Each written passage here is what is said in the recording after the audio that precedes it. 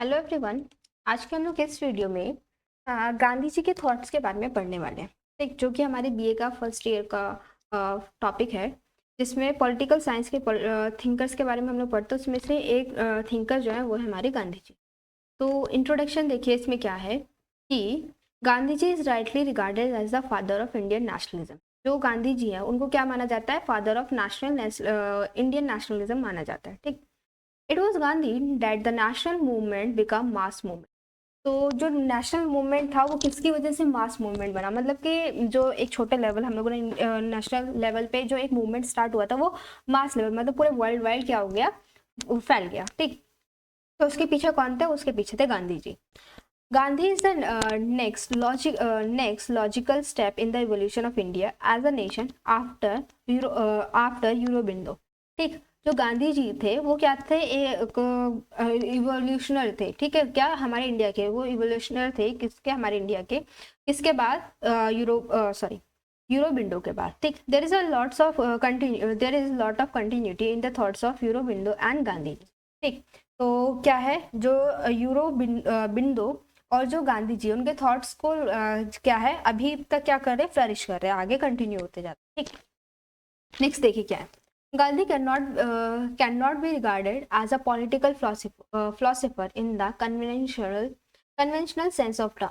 According to Professor Humayun Kabir, Gandhi was not a philosopher but a strategist. तो जो क्या है हमारे प्रोफेसर है कौन?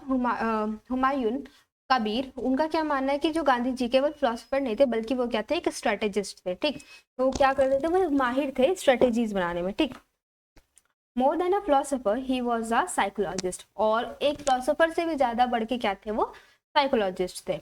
He understood the mass psychology. Hence, Gandhi ji emerged as the most successful mass leader. तो इसकी वजह से क्या हुआ? Gandhi ji as a successful leader emerge हुए। ठीक, मतलब कि उनको हर कोई फॉलो करने लगा। वो क्या बन चुके थे? पूरे हमारी जो कंट्री थी उसके एक लीडर बन चुके। There is a transition in Gandhi. Gandhi ji also move towards spirituality. तो गांधी जी भी थोड़े से क्या हुआ? ट्रांसफॉर्म हुआ उनमें भी अंदर से। वो क्या करने लगे? स्पिरिचुअलिटी की तरफ मूव करने लगे। ठीक, from a master strategist he become महात्मा। तो उसकी वजह से क्या बन गए? जहाँ पे उनको माना जाता है वो क्या थे? एक ग्रेट स्ट्रेटेजिस्ट थे। उसके क्योंकि वो स्पिरिचुअलिटी में क्या करने लगे? बिलीव करने लगे, इसलिए वो क्या बन गए? एक महात्मा बन गए। ओके, नेक्स्ट देखिए। Gandhi can be described as a man of action. तो गांधी जी को हम लोग किस टाइप से डिस्क्राइब कर सकते हैं? As a man of action. Gandhi never claim to know the truth. तो गांधी जी उन्होंने कभी क्लेम नहीं किया कि वो क्या करे? सच को जाने। ठीक, Gandhi ji always inspired people to find the truth. बल्कि उन्होंने क्या किया? उन्होंने हमेशा पीपल्स को, जो लोग थे हमारी कंट्री को, उनको इंस्पायर किया कि वो सच को ढूंढे। ठीक, Gandhi denied the existence of Gandhism. और गांधी जी ने डिनाई किया गांधीज्म के जो एग्जिस्टेंस था उसको उन्होंने क्या किया? डिनाई किया, उनको इनकार कर दिया। However, Gandhi cannot be denied because there was many person who considered themselves as Gandhians. ठीक है, लेकिन पर जो गांधी जी थे उसको कम्प्लीटली डिनाई नहीं कर पाए, क्योंकि ऑलरेडी बहुत सारे लोग ऐसे थे जो खुद को क्या मानने लगे थे? गांधीयन मानने लगे थे। ठीक, मतलब जो कि गांधी जी की फिलोसफी को फॉलो करते थे। ठीक, according to the survey of Times magazine, Gandhi ji is the second most loved personality after Jesus Christ. ठीक, अगर हम लोग एक सर्वे की बात करें जो कि किसने क्या किया? टाइम्स मैगजीन ने, तो उसके अकॉर्डिंग ये है कि जो गांधी जी थे वो सेकंड मोस्ट लव्ड पर्सनालिटी थे आफ्टर जीसस क्राइस्ट। ठीक, पहले फर्स्ट नंबर पे कौन आता है? जीसस क्राइस्ट आता है, देन कौन आता है? गांधी जी। ओके, नेक्स्ट हम लोग क्या देखेंगे? A source of influence. अगर जो हम लोग ये सारी चीजें पढ़ रहे हैं, हम लोग कहाँ से सबके बारे में पता चल जाते हैं? देखिए, रिलीजियस टेक्सेस हो गए, Bhagavad Gita, Ramayana, Buddhist and Jain texts, Bible, Quran. Beside religious texts, he was influenced by the Leo Tolstoy books, Kingdom of God within you. ठीक, तो जो गांधी जी थे वो किस किस चीजों से इन्फ्लुएंस थे? मतलब उन्होंने किस किस चीजों को पढ़ा था? किससे वो ज्यादा इन्फ्लुएंस थे? पहले जो है रिलीजियस टेक्सेस थे, भगवद गीता को उन्होंने पढ़ा था, रामायण हो गया, बुद्धिस्ट, जैन टेक्सेस हो गए, बाइबल, कुरान, ये सब क्या था? गांधी जी ने पढ़े थे और इनसे काफी ज्यादा इंस्पायर्ड थे। ठीक, नेक्स्ट क्या है? एक लियो टॉल्स्टॉय ने बुक लिखी थी जो कि क्या थी? Kingdom of God with in you. उसको भी उन्होंने क्या किया था, उससे भी बहुत ज़्यादा इन्फ्लुएंस होते हैं। जॉन रस्किन की एक बुक थी जिसका नाम है ऑन टू द लास्ट, ठीक, उसको कोई उन्होंने पढ़ा, ठीक, और इन सबसे क्या हो गया, ये काफ़ी ज़्यादा इन्फ्लुएंस हुए, जैसे कि सॉक्रेट्स हो गया, प्लूटो हो गया और रॉसियो हो गया, इन सब की बुक्स क्या किया थी इन्होंने रीड करी थी और इनसे क्या थे ये इन्फ्लुएंस है। और उन्होंने जो खुद की ऑटोबायोग्राफी लिखी थी, in his autobiography my experiment with truth, Gandhi ji write with the drama king Harishchandra and deep impact on his personality since childhood. तो जो उन्होंने बुक लिखी थी, मतलब ऑटोबायोग्राफी है किसकी, महात्मा गांधी की, उन क्या नाम है उसका, माई एक्सपेरिमेंट विद ट्रूथ। उन्होंने किसके बारे में लिखा है, हरिश्चंद्र के बारे में लिखा है कि जो हरिश्चंद्र का जो ड्रामा था, मतलब कि वो जो स्टोरी थी हरिश्चंद्र की, उनके लाइफ में शुरू मतलब चाइल्डहुड से उनके ऊपर काफी उसने इम्पैक्ट डाला है। तो नेक्स्ट देखिए, अब हम लोग उनके बारे में जानने वाले, किसके बारे में, नॉन वायलेंस एंड आस्मा, ठीक। उन्होंने क्या किया था, नॉन वायलेंस को सपोर्ट किया था कि जो ब्रिटिशर्स थे हम लोग को उनका क्या करना है, नॉन वायलेंस के थ्रू उनको हमारी कंट्री से बाहर निकलना है। जैसे कि देखिए, the fundamental principle of Gandhi, it is the foundation of all other ideas of Gandhi. For Gandhi, his ahimsa was his and his greed. ठीक, greed, ओके। तो जो आसमा था, ठीक है,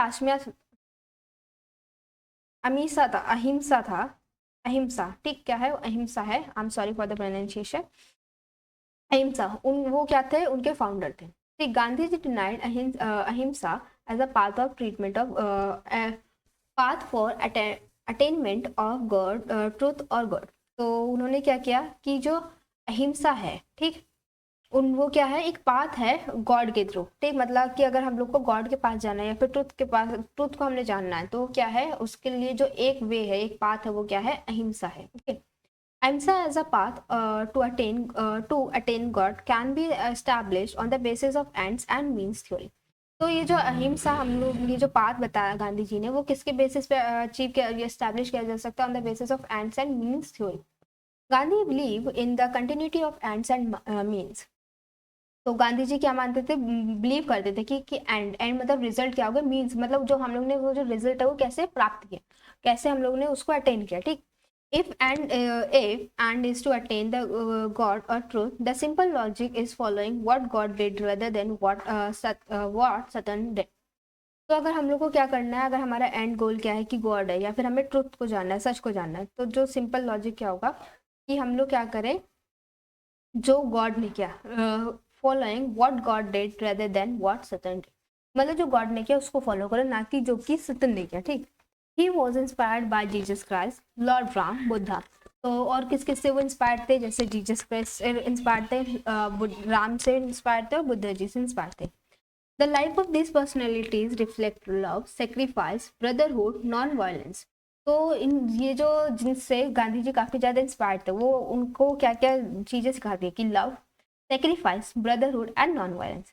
Hence, Gandhi will come to the conclusion that if objective way of life is attainment of truth, ahimsa is the part. तो इन सब के बाद जब गांधी जी ने इसको फॉलो किया, पढ़ा, तो गांधी जी को ये पता चला कि अगर हमारी लाइफ का अगर ट्रूथ हमें क्या है कि अगर हमें लाइफ में एंड ऑब्जेक्टिव जो हमारा उसको अचीव करना है, तो उसके लिए सबसे बेस्ट पाथ क्या होगा, अहिंसा होगा, ओके।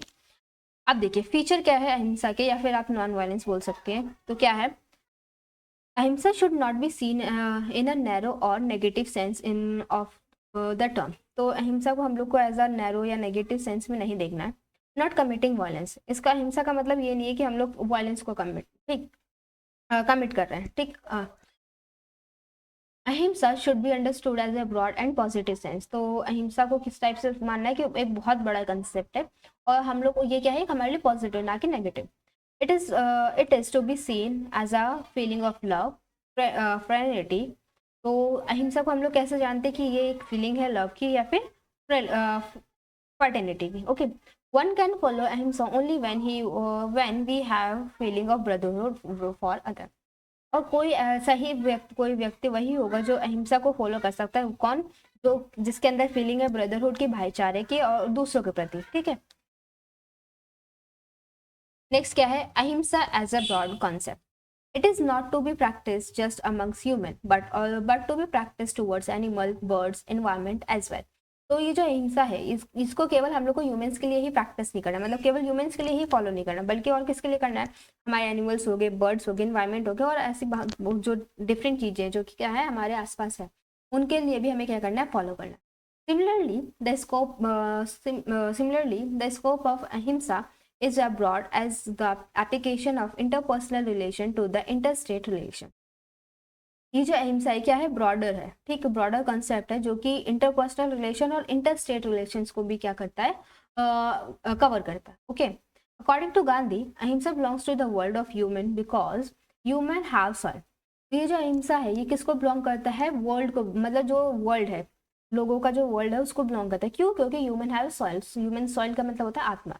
ह्यूमंस के अंदर क्या है, आत्मा है. ठीक. Himsa belongs to the world of animal because the soul is not so developed. जो हिंसा है, ठीक, ये किसको बिलोंग करती है, एनिमल्स के वर्ल्ड को करती है. क्यों? क्योंकि उनके अंदर इतना ज़्यादा जो सोल है उसका डेवलपमेंट नहीं हुआ होता है. Thus human have reasons, consequences and animals are guided by appetite. ठीक, एप्टीटाइट. तो ह्यूमंस क्या है, इसी की वजह से रीज़न है कि ह्यूमंस जो है किसको फॉलो कर सकते हैं, अहिंसा को फॉलो कर सकते हैं. क्यों? क्योंकि उनके मतलब ह्यूमन उसी के लिए क्या है, एक रीज़न है, उनके अंदर क्या है, कॉन्सिक्वेंसेस पाई जाती है. एनिमल्स क्या होते हैं, गाइडेड किए जाते हैं एप्टीटाइट्स के बारे द्वारा. It also means that those who apply himsa are humans only in the appearance but not in substance or essence. तो मतलब जो हिंसा अप्लाई करेगा वो क्या होगा, केवल ह्यूमंस होंगे. ठीक. Starting as a political mean, ahimsa becomes creed of Gandhi. तो अगर हम लोग इसको पॉलिटिकल मीन्स के थ्रू देखें तो गांधी जी के लिए क्या बन चुकी थी, अहिंसा क्रीड बन चुकी थी. ठीक. अब देखिए सत्याग्रह. नेक्स्ट क्या है हमारा टॉपिक, सत्याग्रह. ओके, नेक्स्ट हमारा टॉपिक है सत्याग्रह. सत्या प्लस आग्रह से मिलकर बना है सत्याग्रह, जिसका मतलब होता है इंसिस्टेंस ऑफ ऑन ट्रुथ. ठीक. सत्याग्रह is a means of strategy adopted by Gandhi in his struggle. तो सत्याग्रह क्या है, एक स्ट्रेटजी थी जो कि गांधी जी के द्वारा क्या करी गई थी, अडेप्ट करी गई थी, चाहे वो क्या कर रहे थे, स्ट्रगल कर रहे थे, हम जो ब्रिटिशर्स थे उनको बाहर निकालने के लिए. It is based on the fundamental principle of Gandhi, non violence and ends and means. और ये जो सत्याग्रह था वो किसके बेसिस पे था, जो गांधी जी के प्रिंसिपल्स थे. ठीक. ये जैसे कि नॉन वायलेंस, जिसको अभी हम लोगों ने पढ़ा अहिंसा, ठीक, और क्या ends and means. Okay, next देखिए. Gandhi defined satyagraha as the conflict between god and evil. तो गांधी जी ने क्या किया, डिफाइन किया सत्याग्रह को कैसे, कि ये एक कन्फ्लिक्ट है गॉड एंड एविल के बीच में. ठीक. एक गुड एंड एविल के, सॉरी गॉड नहीं, गुड एंड एविल के बीच में, मतलब अच्छा और बुरे के बीच में क्या है, कन्फ्लिक्ट है. Indian freedom struggle was not an ordinary struggle. तो जो इंडिया की जो फ्रीडम स्ट्रगल थी, ठीक, मतलब कि हमें जो ब्रिटिशर्स थे हमें अपना देश आज़ाद कराना था, वो क्या एक ऑर्डिनरी स्ट्रगल नहीं था. It was a fight between good and evil. और ये किसके बीच, ये फाइट थी गुड एंड एविल के बीच में, अच्छे और बुरों के बीच में. British state represented evil whereas Indian represents good. और इसमें क्या बताया कि जो ब्रिटिश स्टेट्स थे उनको रिप्रेजेंट किया गया एज अ एविल, मतलब कि वो लोग बुरे लोग थे, और जब इंडियंस थे वो क्या थे, वो गुड थे. If we apply the logic of delegates and satyagrahis are bounded to win. ठीक. अगर हम लोग क्या करें, इसी लॉजिक्स को क्या करें, अप्लाई करें, सत्याग्रह की होगी, डेलीगेट्स की होगी, ठीक, तो हम लोग क्या करेंगे, हम लोग जीत जाएंगे. According to Gandhi, the objective of national movement is to establish Ram Rajya. तो गांधी जी के अकॉर्डिंग क्या था, जो नेशनल मूवमेंट जो उन्होंने स्टार्ट किया था उसके पीछे ये था कि वो इंडिया में क्या कर सके, राम राज्य को एस्टैब्लिश कर सके. If aim is to achieve Ram राज्य, the method cannot be that of Ravan. और उनका ये मानना था कि अगर हमें क्या करना है, राम राज्य स्टैब्लिश करना है, तो हम लोग केवल किसके मेथड्स को यूज कर सकते हैं, राम के मेथड्स को यूज करना है, ना कि रावण के.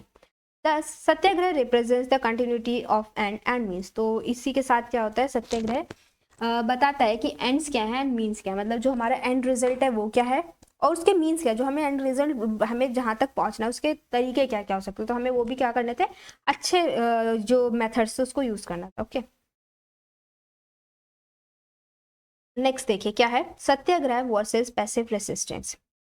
Passive resistance was given by Thoreau. ठीक. In Indian context advocated by Aurobindo, ठीक।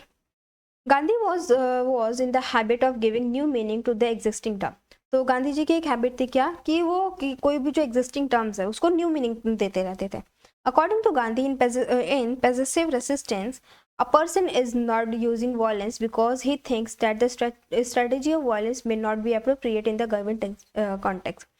तो उनके अकॉर्डिंग क्या था possessive resistance का, कि पर्सन जो है वो वायलेंस का यूज़ नहीं करेगा, मतलब कि नॉन वायलेंस के थ्रू हम लोग को क्या करना है, विन हो, मतलब जीतना है, ठीक।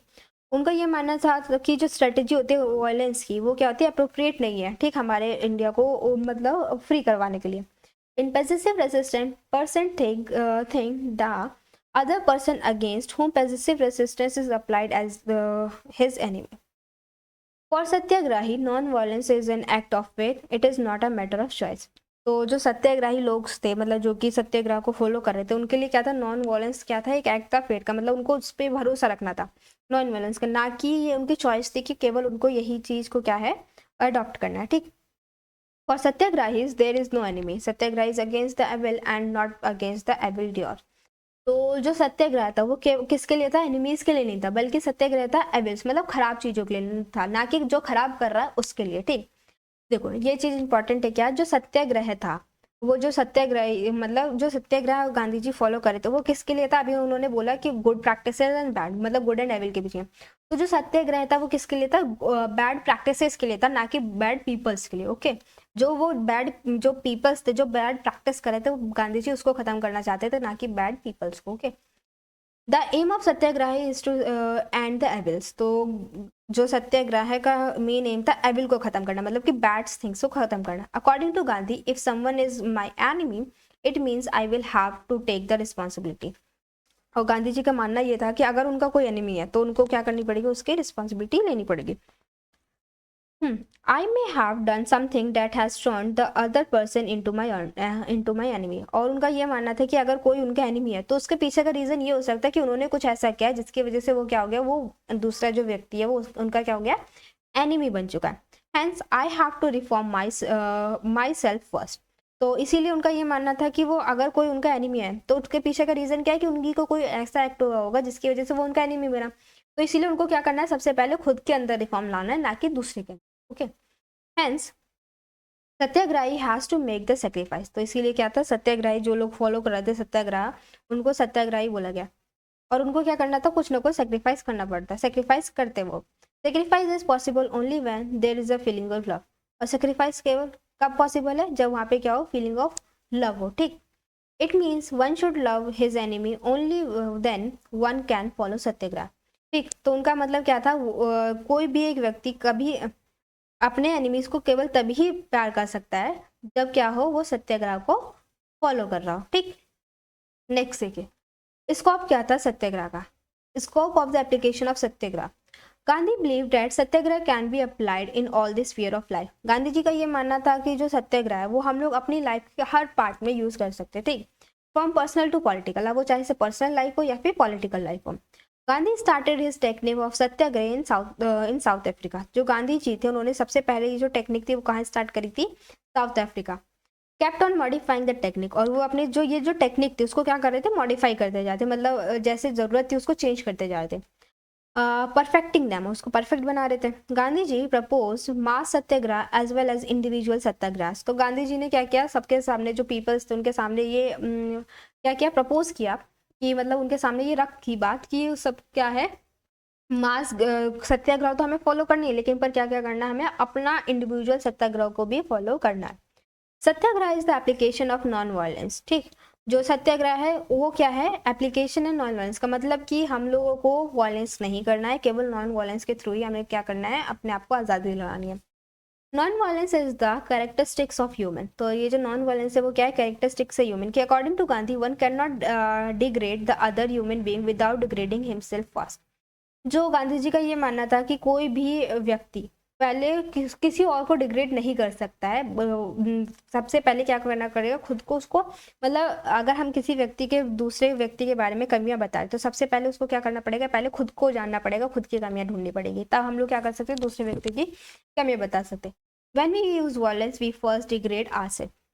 अगर हम लोग वायलेंस का यूज़ करते हैं तो सबसे पहले हम किसको डिग्रेड कर रहे हैं, हम लोग क्या कर रहे हैं, खुद को डिग्रेड कर रहे हैं। ओके, नेक्स्ट देखिए, critics of modern civilization. Gandhiji is not the first person nor the only person to criticize modern civilization. Gandhi ji केवल फर्स्ट इंडिविजुअल नहीं थे जिन्होंने क्या किया था, मॉडर्न सिविलाइजेशन को अपोज किया था। ठीक, in western philosophy the tradition started with Rousseau. ठीक, तो वेस्टर्न फिलोसफी के अकॉर्डिंग क्या है, ये जो ट्रेडिशन था मतलब मॉडर्न सिविलाइजेशन को अपोज करने का, ये सबसे पहले किसने स्टार्ट किया था, रोस्यू ने। Gandhiji criticized modern civilization not because it originated in the Western, but because of its nature. अब गांधी जी का रीजन क्या था मॉडर्न सिविलाइजेशन को क्रिटिसाइज करने का? देखो, उसके पीछे ओरिजिन का रीजन नहीं था कि वो ओरिजिनेट कहाँ से, वो वेस्ट की तरफ से वो, ठीक, बल्कि उसका नेचर की वजह से गांधी जी क्या कर रहे थे, उसको अपोज कर रहे थे। The two defining features of modern civilization was utilitarianism. ठीक, it reduce man to the level of animal. सबसे पहला क्या है रीजन, उसका नेचर के बारे में बताया गया, यूटिलिटिज्म। ठीक, इसका मतलब क्या था कि जो मैन थे, मैन को उनका लेवल इतना रिड्यूस कर दिया जाता था कि वो कहाँ तक पहुंचा, एनिमल्स के लेवल पे। ठीक, just concern with the satisfaction of appetite. Materialism, overemphasis on material pleasure led to the sacrifice of spiritual satisfaction. और मटेरियलिज्म क्या था, ओवर एम्फेसाइज करता था मटेरियल प्लेजर को। ठीक, कि हम लोग क्या कर रहे हैं, मटेरियल्स, जो चीज़ हमारे सामने, जिस चीज़ को हम देख सकते हैं उसके ऊपर ज़्यादा एम्फेसिस डाल देते हैं। ठीक, जो कि क्या कर रहा था, सेक्रीफाइस कर रहा था स्पिरिचुअल सेटिस्फैक्शन को। ठीक, तो इसके पीछे ये दो रीजंस थे, क्यों, क्योंकि जो गांधी जी क्यों अपोज कर रहे थे मॉडर्न सिविलाइजेशन को। मैनिफेस्टेशन ऑफ मॉडर्न सिविलाइजेशन, देखो अब हम लोग जानेंगे क्या, Gandhi ji made no difference in British colonialism and fascism imperialism. ठीक, तो गांधी जी ने कोई डिफरेंस नहीं बताया किसके बीच में, कोई डिफरेंस वो नहीं मानते थे ब्रिटिश कॉलोनिज्म और फैक्टिज्म इम्पेरियलिज्म में। Thus imperialism fascism are the manifestation of modern civilization. तो ये जो इम्पेरियलिज्म था और जो फैसिज्म था, ये क्या था, मैनिफेस्टेशन था मॉडर्न सिविलाइजेशन का। Gandhi ji called modern civilization as satanic. ठीक, गांधी जी ने क्या कहा, मॉडर्न सिविलाइजेशन को सैटेनिक बोला। ठीक, because he degraded man from the status of human being to the status of animal. क्यों, क्योंकि जो मॉडर्न सिविलाइजेशन था, उन्होंने क्या कर दिया, ह्यूमन बीइंग को जो उनका स्टेटस था उसको कम करके कहाँ पे पहुंचा दिया, एनिमल्स के स्टेटस तक पहुंचा दिया। Okay, human being which has capacity to become God and by becoming certain. Modern civilization has not only harmed human society, it also harmed the environment. तो जो modern society civilization था वो केवल human को ही harm नहीं करा था, बल्कि किसको harm करा था, environment को harm करा था। According to Gandhi, the path of development which the Western world has followed in the last 100 years, if first started following at least 9 more earth will be required. तो गांधी जी का ये मानना था कि जो वेस्टर्न पीपल जो है, जो मॉडर्न सिविलाइजेशन को अडॉप्ट कर रहे हैं, वो काफ़ी ज़्यादा सालों से, अगर वही लोग क्या करने लगे, बाकी लोग भी उसको फॉलो करने लगे, तो ऐसे बहुत 9 मोर अर्थ चाहिएगी उस जो मॉडर्न सिविलाइजेशन उसको इम्प्लीमेंट करने के लिए या फिर फॉलो करने के लिए। ठीक, अब देखिए सोर्सेज ऑफ इन्फ्लुएंस क्या क्या है। In his critiques of modern civilization, Gandhi got influenced by the work of Edward Carpenter. Edward Carpenter has demonstrated the negative consequences of modern medicine on the human health. जो Edward का है, carpenter थे, उन्होंने क्या किया, demonstrate किया कि क्या क्या नेगेटिव इम्पैक्ट्स हो सकते हैं मॉडर्न मेडिसिन के ह्यूमन हेल्थ पे। This led to Gandhi to think upon negative consequences on different sphere of life. तो यही क्या करता है, गांधी जी को इन्फ्लुएंस करता है कि वो और भी ज़्यादा क्या करें, नेगेटिव कॉन्सिक्वेंसेज के बारे में जाने कि जो क्या कर सकते हैं, ह्यूमन की लाइफ को हर तरीके से इन्फ्लुएंस कर सकती है, ठीक, या इफेक्ट कर सकती है। नेक्स्ट देखिए, ट्रू सिविलाइजेशन क्या था। For Gandhi, true civilization is a civilization which does not degrade man to the status of animal. तो गांधी जी का ये मानना था कि जो ट्रू सिविलाइजेशन है वो क्या है कि किसी भी ह्यूमन बीइंग के स्टेटस को कम ना किया जाए एनिमल के स्टेटस तक। ठीक, वो मतलब क्या है, अपने स्टेटस को मेंटेन रखें। Rather than which makes man a better human being, बल्कि क्या करे, ह्यूमन और बेटर अच्छा ह्यूमन बीइंग बनता जाए। True civilization does not mean satisfaction of want but minimization of wants. जो ट्रू सिविलाइजेशन था उसका मतलब ये नहीं था कि जो हर व्यक्ति है वो अपनी सेटिस्फैक्शन, अपनी जो उनकी ज़रूरतें हैं, ठीक, सेटिस्फैक्शन ऑफ वांट्स, जो आप वो लोग चाहते हैं उनकी सेटिस्फाई होती रहे, बल्कि जो उनके वांट्स है उनको कम करना था, ठीक। मतलब जो लोगों की ज़्यादा इच्छाएं थी, जो वो लोग रिसोर्सेज को ज़्यादा कंज्यूम करना चाहते, वो चाहते थे कि वो कम हो, ना कि वो सबके जो वांट्स है वो सेटिस्फाई हो। True civilization does not harm environment, तो उनका ये भी मानना था कि जो ट्रू सिविलाइजेशन है वो तो इन्वायरमेंट को हार्म नहीं करती, ना ही वो हार्म करती है सोसाइटी को। Gandhi in the context of India did not favour excessive mechanization और production by machine. Gandhi ji क्या कहते हैं कि वो ज़्यादा फेवर नहीं करते एक्सेसिव मैकेनाइजेशन, मतलब कि मॉडर्न मशीन्स को ज़्यादा प्रमोट नहीं करते, जो भी चीज़ें प्रोडक्शन होता है मशीन्स के द्वारा उसको प्रमोट नहीं करना चाहते थे। Instead of mass production Gandhi favoured production by masses, बल्कि गांधी जी चाहते हैं कि प्रोडक्शन जो हो मशीन के द्वारा ना होकर के किसके द्वारा बनाया जाए, मासेस के, मतलब पीपल्स के द्वारा बनाया जाए। Machine should not lead to the displacement of human, machines को क्या नहीं करना चाहिए, मशीन इतनी ज़्यादा मशीन्स का यूज़ नहीं करना चाहिए कि वो क्या कर दे, ह्यूमंस को डिस्प्लेस कर दे, मतलब कि उनकी जो जगह है, जो काम वो कर सकते हैं हम क्या कर रहे हैं उनको मशीन से करवाए, वो डिस्प्लेस कर दे, ठीक। जो एम्प्लॉयमेंट है वो ह्यूमन से ले ली जाए और उसकी जगह कौन काम करने लगे, मशीन्स काम करने लगे। Production should be for need and not for greed, जो प्रोडक्शन होना चाहिए वो किसके लिए होना चाहिए, फॉर नीड, जो हमारी ज़रूरतें पूरी हो सके केवल उतना प्रोडक्शन होना चाहिए, बल्कि ना कि हमारी इच्छाएं पूरी करने के लिए, ठीक। Gandhi hated the separation of ends and mean, the so called Machiavellism as the defining feature of the western civilization। तो गांधी जी क्या करते थे, हेट करते थे कि जो एंड्स एंड मीन्स के जो सेपरेशन को, कि मतलब अगर हमारे एंड्स, हमारे गोल्स कुछ और है, हम लोग उसके मीन्स, मतलब कोई भी हमारा गोल, सपोज कोई एक गोल है और हम उसके लिए क्या करें, डिफरेंट मीन्स को यूज़ करें जो कि हमारे लिए सही नहीं है, तो उसके सेपरेशन को गांधी जी उसको हेट करते थे कि अगर हमारा गोल अच्छा है तो हमारे मीन्स भी क्या होने चाहिए, अच्छे होने चाहिए, okay.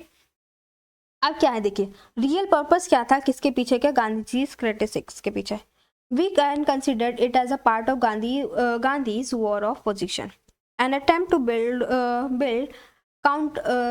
counter hegemony. Gandhi's critics questions the legitimacy of the civilizing mission and white man's burden। जो गांधी जी के पीछे का रीज़न क्या था, पीछे क्रिटिक्स करने का मॉडर्न सिविलाइजेशन को, क्या कि गांधी जी जो थे war of position, Gandhi ji चाहते थे, वो बिल्ड करना चाहते थे क्या, हेजीमनी को। गांधी जी क्वेश्चन करते थे किसको, कि लेजिटिमेसी ऑफ सिविलाइज मिशंस को, और जो वाइट लोग थे वो क्या करते थे, जो अपना बर्डन, मतलब कि जो अपना डोमिनेशन शो करते थे उसको क्या करते थे, उसको अपोज करते थे। Gandhi was has discuss the critics of modern civilization in his book Hind Swaraj. Gandhi ji ने ये जो मॉडर्न सिविलाइजेशन है इसके क्रिटिक्स को और डिस्कस किया अपनी बुक में हिंद स्वराज में।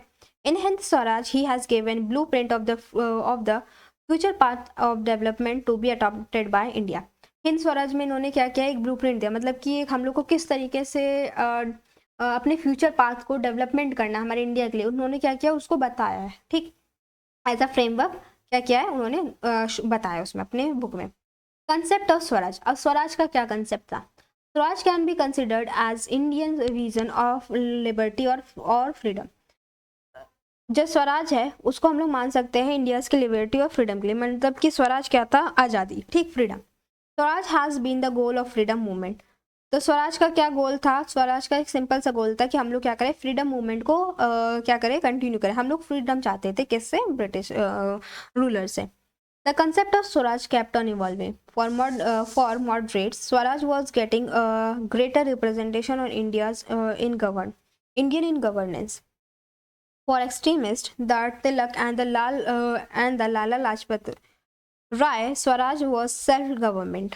जो दूसरे लोग थे, ठीक, उनके लिए जैसे कि तिलक हो गए, लाला लाजपत राय हो गए, उनके लिए क्या था, स्वराज का मतलब था सेल्फ गवर्नमेंट, मतलब कि हम लोग खुद को खुद से गवर्न कर रहे हैं, ओके। नेक्स्ट क्या है, यूरोबिंदो गॉल्स was the first person to interpret Swaraj in terms of complete freedom from the foreign rulers rather than the dominant status. तो जो कौन यूरोबिंदो घोष जो थे, उनका जो ये पहले व्यक्ति थे जिन्होंने स्वराज को इंटरप्रेट किया था, मतलब कि उनका एक्चुअल मीनिंग बताया था। उसका क्या मतलब था, उनके अकॉर्डिंग क्या मतलब था कि जो फ्रीडम, स्वराज का मतलब था हमें फॉरेनर रूलर्स, जो फॉरेन रूलर्स उनको फ्रीडम चाहिए, उनसे हमें क्या चाहिए थी, फ्रीडम चाहिए थी, ठीक। Eurobindo also specialized the concept of Swaraj. According to Eurobindo, the real meaning of freedom is inner freedom. तो उनके अकॉर्डिंग क्या था स्वराज का रियल मीनिंग कि इनर फ्रीडम, हम अंदर से खुद को क्या मान ले, स्वतंत्र मान ले। The realization of the law of our being, the concept of freedom has to be compatible with the peace and the harmony in the society. Next क्या देखिए, Gandhi ji swaraj is inspired by Aurobindo. जो गांधी जी थे उनका जो स्वराज का मीनिंग था वो भी किसके द्वारा, किससे इंस्पायर्ड था, यूरोबिंदो से, ठीक। Gandhi has further expanded this its meaning. Gandhi ji Swaraj was also based on the idea of उपनिषद। जो गांधी जी का स्वराज का मतलब था वो किसके बेसिस पे था, उसके आइडियाज पे था, उपनिषद के आइडियाज पर। एज पर उपनिषद स्वराज इम्प्लाइज सेल्फ कंट्रोल और कंट्रोल ऑन वननेस डिजायर। और जो उपनिषद के अकॉर्डिंग क्या है स्वराज का, कि हम लोग खुद के ऊपर कंट्रोल करें, ठीक, सेल्फ कंट्रोल, या कंट्रोल करें हम लोग अपने डिजायर्स के ऊपर, जो हमारी इच्छाएं है उसके ऊपर कंट्रोल करें। Thus, for Gandhi there is no real swaraj without self discipline. और इसी के अकॉर्डिंग गांधी जी का क्या मतलब था, रियल स्वराज नहीं हो सकता अगर कोई व्यक्ति क्या है, खुद से सेल्फ डिसिप्लिन नहीं है। Gandhi Swaraj is also inspired by Leo Tolstoy, who held that kingdom of God is within you. It means man does not require any external control. तो उनके अकॉर्डिंग क्या था, लियो टॉल्स्टॉय के अकॉर्डिंग कि जो हम लोग को कंट्रोल करने के लिए किसी एक्सटर्नल पावर की जरूरत नहीं, बल्कि हम लोग खुद से अपने आप को कंट्रोल कर सकते हैं। गांधी हैज एक्सप्लेन स्वराज इन मल्टीस्पेयर। गांधी जी ने क्या किया है, स्वराज को बहुत सारे डिफरेंट टाइप्स में समझाया है, डिफरेंट वेज में। पहला क्या है, पॉलिटिकल स्फीयर। देखो, in political sphere Swaraj means panchayati raj, ठीक। पॉलिटिकल स्फीयर के अकॉर्डिंग क्या है, स्वराज का मतलब पंचायती राज है, डेमोक्रेटिक डिसेंट्रलाइजेशन है, ठीक। A system of government where individual is the centre, ठीक। एक ऐसी चीज जिसमें क्या कर रहा है, जो इंडिविजुअल है, जो ऐसा सिस्टम गवर्नमेंट्स का जिसमें क्या है, इंडिविजुअल सेंटर, मतलब कि कोई भी अगर डिसीजन लिया जाए तो किसको ध्यान में रख के लिया जा रहा है, इंडिविजुअल को लेकर रख के लिया जा रहा है, ठीक। Idea Swaraj results into Ram राज्य। और अगर हम लोग क्या करते हैं, अगर हम लोग स्वराज को अडॉप्ट करते हैं तो उससे हम लोग कहाँ पहुंचेंगे, राम राज्य पे, जो कि गांधी जी क्या करना चाहते थे, स्टैब्लिश करना चाहते थे। राम राज्य इज अ स्टेटलेस सोसाइटी। और ये क्या है, राम राज्य एक स्टेटलेस सोसाइटी है, ठीक। Swaraj in economic sphere. अभी हम लोग ने किसके बारे में जाना, पॉलिटिकल स्फीयर में। अब हम लोग जानेंगे किसके बारे में, इकोनॉमिक स्फीयर में। Economic swaraj will give a life of dignity to millions of people living in the state of poverty. जो इकोनॉमिक स्वराज है वो क्या करेगा, लाइफ प्रोवाइड कराएगा मिलियंस ऑफ पीपल को, जो कि क्या कर रहे हैं, पोवर्टी, गरीबी के उसमें रह रहे, ठीक। मतलब कि जो गरीब हैं, ठीक, उनको इकोनॉमिक जो स्वराज है वो क्या करेगा, डिग्निटी प्रोवाइड करेगा। Economic swaraj is a part of Gandhi's constructive programme. It includes land reform, land to the tillers, revival of cottage industry, promotion of khadi, the model economic development which aims to the fulfillment of basic needs without harming the environment. तो economic Swaraj में क्या था कि जो लोग क्या थे, poverty में रहे, जो गरीबी रेखा में थे, उनको क्या करना था, उनको प्रमोट करना था, ठीक। जैसे कि उनके लिए लैंड रिफॉर्म्स लाने थे, रिवाइवल, जो कॉटेज इंडस्ट्रीज वहाँ पे जो प्रॉब्लम्स थी उसको ख़त्म करना था, प्रमोट करना था खादी का, ठीक। और इससे क्या होता है, जो बेसिक नीड्स थी उन लोगों की क्या होती, फुलफिल होती विदाउट हार्मिंग इन्वायरमेंट पर उसमें ज़्यादा इम्पैक्ट नहीं पड़ता। स्वराज इन सोशल टर्म्स, ठीक। अब स्वराज का सोशल टर्म्स में क्या मतलब है। Another very strong aspect of Gandhi's constructive program, it includes fighting against the evil of communalism, untouchability. Next क्या था, सोशल टर्म में गांधी जी का स्वराज का मतलब था कि हम लोग को क्या करना है, जो कम अनटचेबिलिटी प्रैक्टिस की जाती थी सोसाइटी में, उसको क्या करना है, उनसे लड़ना है, उसको खत्म करना है। Swaraj in the cultural term, देखो आपको सोशल टर्म्स में समझ में आ गया कि जो अनटचेबिलिटी थी उसको खत्म करना था। अब कल्चरल टर्म्स में क्या था, Gandhi suggested that one should respect one own culture.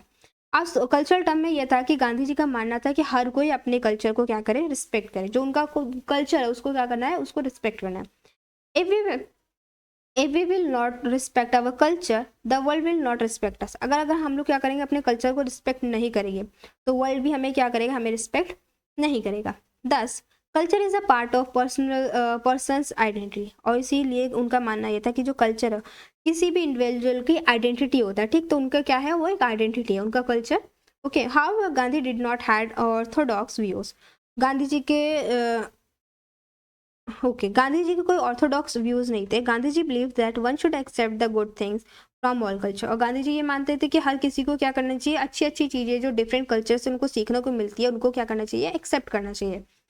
He should he had एक minute he held that we should keep our windows open but doors closed. और उनका ये मानना था कि हम लोग को अपने जो विंडोज हैं उनको ओपन रखना चाहिए बट डोर को क्लोज रखना चाहिए। मतलब कि जो हम लोग बाहर चीज़ें सीखते हैं उसको हम लोग को क्या करना है, जो अच्छी चीज़ें उनको सीखना है, लेकिन पर जो बाकी चीज़ें जो हम लोग को क्या कर सकते हैं, इन्फ्लुएंस कर सकते हैं, इम्पैक्ट डाल सकते हैं, उसको हमें दूर रखना है अपने आप से। It did not want my house to be walled in on all sides and my window to be stuffed. ये वो मानते थे कि उनके सारे मतलब I do not want my house to be walled in all side. वो नहीं चाहते थे कि जो उनका घर है, मतलब वो अपने लिए अपने पर्सपेक्टिव से बात करें कि वो ये नहीं चाहते थे कि जो अपनी उनकी जो एरियाज है वो क्या हो, चारों तरफ से बंद हो, और जो विंडो हो क्या हो, वो एकदम स्टफ्ड हो, ठीक। I want the culture of all land to be blown about my house as freely as possible। और वो चाहते थे कि मतलब जो उनके एरियाज हैं, मतलब उनका हाउस, मतलब उन्होंने बताया कि जो उनका एरिया है, ठीक है, जो जहाँ तक वो सोच सकते हैं, जहाँ तक उनके लाइफ है, वो क्या होनी चाहिए, वो खुली होनी चाहिए, ताकि वो क्या कर सकते हैं, जितनी ज़्यादा वो कल्चरल चीज़ें हैं सीख सकते हैं, ज़्यादा से ज़्यादा जान सकते, अडॉप्ट कर सकते हैं, वो करें। I refuse to be blown off my feet by any. But वो रिफ्यूज़ करते हैं किसको, कि मतलब जो उनकी खुद की जो कल्चर है उसको किसी के द्वारा क्या किया जाए, हटाया जाए, ठीक, या रिस्ट्रिक्ट किया जाए। नेक्स्ट क्या है, 10 Gandhi ji Swaraj was aim at addressing problem of India and regeneration of India. तो गांधी जी का जो स्वराज का एम था वो क्या था, कि वो प्रॉब्लम्स जो इंडिया में राइज हो रही थी उसको क्या करें, एड्रेस करें, मतलब उसको ख़त्म करने की कोशिश करें और इंडिया को फिर से एक नई पहचान दे, ठीक, रीजनरेट करें उसको। ओके, सो ये हम लोग ने अभी तक क्या किया है, गांधी जी के कुछ पॉइंट्स ऑफ व्यूज़ को जाना है। नेक्स्ट वीडियो हम लोग क्या करेंगे, आगे के पॉइंट्स को जानेंगे। तब तक के लिए थैंक यू सो मच।